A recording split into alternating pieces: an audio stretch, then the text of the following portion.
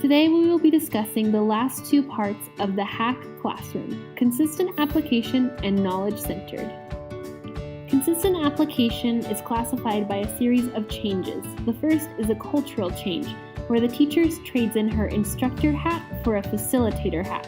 Before, in the classroom, a teacher might give students information directly, but now the teacher guides students in apprehending the knowledge themselves. The next shift is in consistent technology use. Technology moves from learning barrier to a learning enhancer.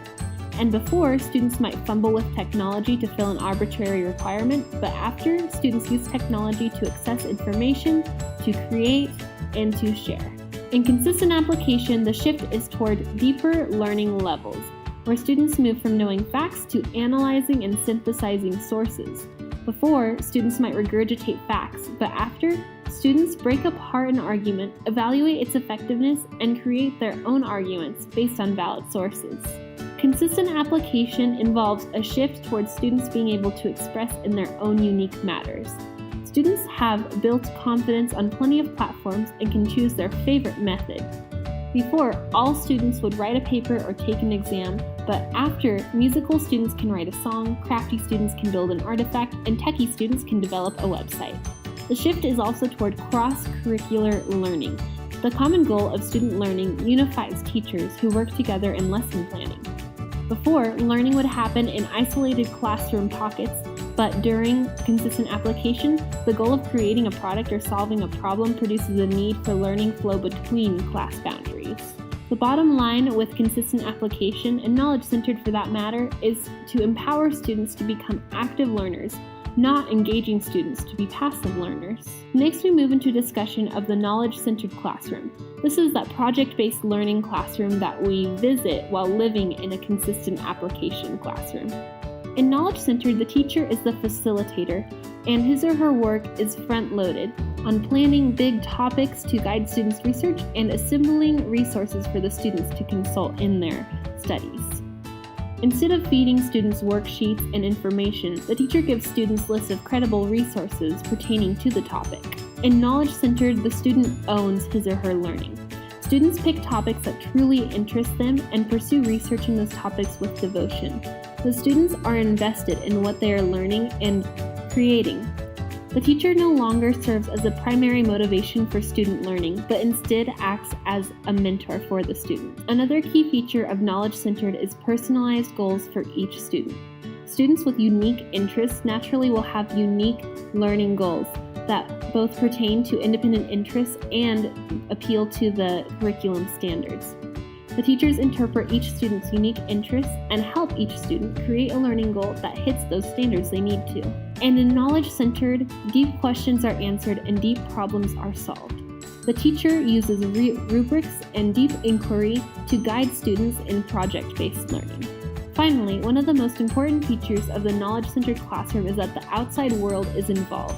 This is not an isolated brick-and-mortar classroom, but students must reach out to the surrounding real world to solve the problems and answer questions that exist in the real world. Students may take trips to local businesses and government offices and build critical connections while learning. Learned a little bit more about consistent application and knowledge-centered classrooms. Let's dive into what a project-based learning project might look like in those classrooms. So for our project, we're going to begin with an overview on what this project is going to accomplish, what problem it will solve. I want to do something that is close to the hearts of students in the Treasure Valley, so we're going to look at developing a city map for a city with the growth rate of the Treasure Valley to avoid traffic jams and to help out with the homeless population. We're going to plan out an entry event, a big ceremony, so that we can get students really engaged and excited for this project that we're going to have them work on for the next few months. So our idea for this is to show a video of someone in a drive to work stuck in the middle of a nasty traffic jam because of the growth of the city. So we're going to begin planning with our project exhibition the night that our students present their final project, which is a map of the city that they create. We're going to work backwards from that to the final draft when we want that to be completed, to when we want peer reviews to be completed, when we we want our first draft to be completed, and so on and so forth back until we plan to the entry event or the introduction of the project. Within this project, students will have ample opportunities to integrate technology in their work.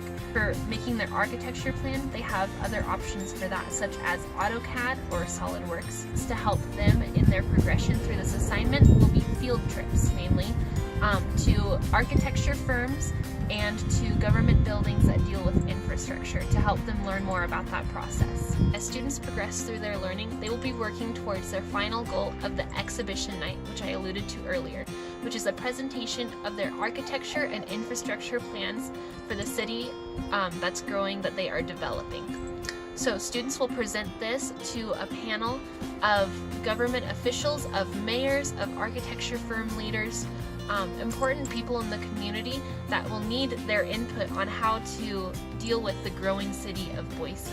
And this will be also a great night for the students to celebrate all the hard work and all of the deep learning that they have done throughout this, this process of learning. Why do we have to memorize facts and stuff instead of researching the things I want to do and build?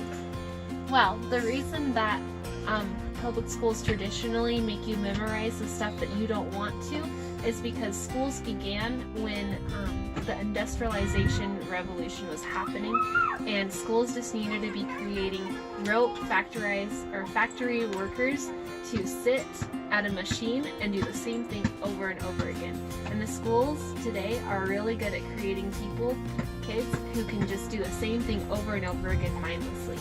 But now, with machines that take over those factory jobs, there are no places for people like you who just do the same thing over and over again.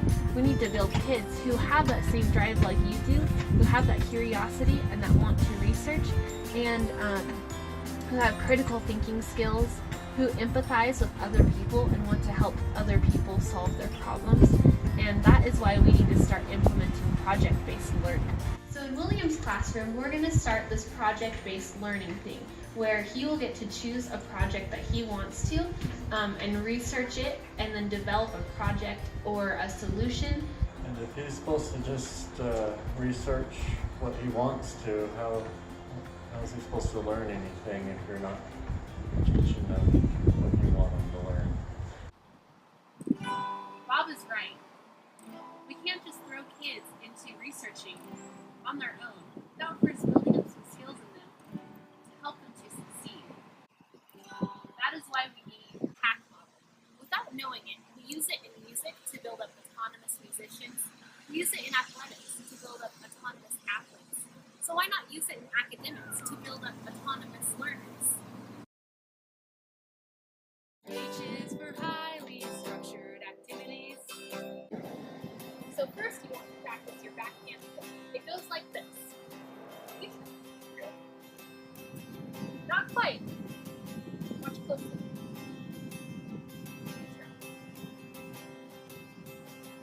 Good job.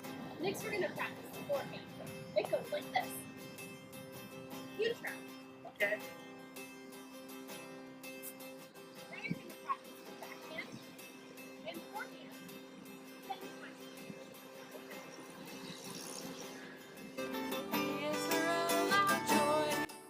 Now throw it. You can use either your backhand or your forehand. Whichever you prefer. Okay.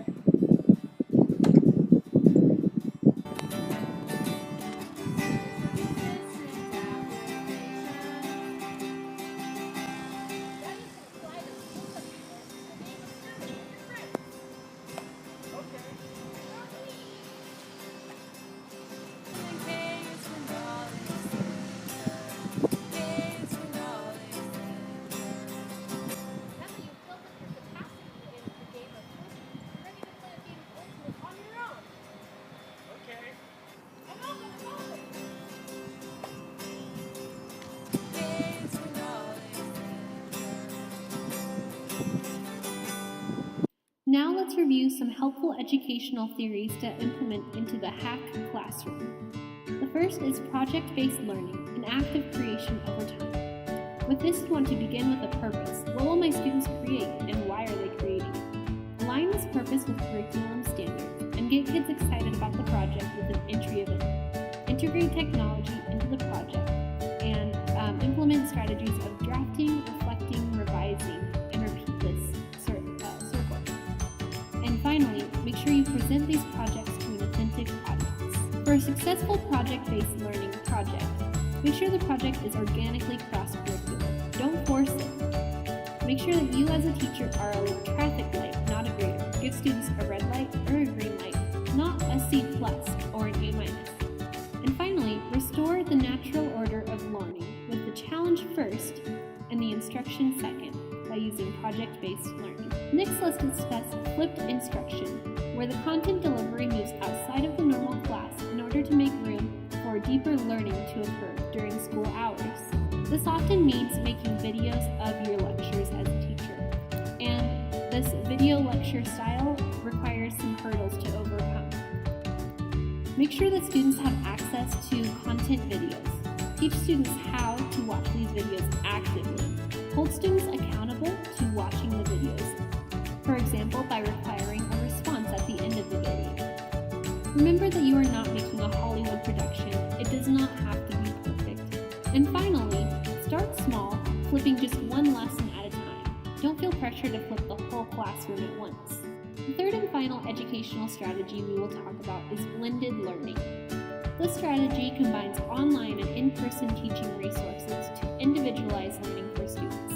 It helps students get comfortable with computers and technology, things that they will be using amply in their future jobs. And finally, students and teachers can track their learning progress and have access to instant feedback on exams and assignments, helping learning progress at a faster rate. Blended learning is huge these days in classrooms such as High Tech High. In fact, that school cites using only Rosetta Stone in teaching their students a second language. Despite their amazing teachers, they find that the online program helps students learn a second language at a much better rate than any in-person teacher could do. Implementing these tools will help your classroom move from a highly structured model to a student-centered and project-based classroom.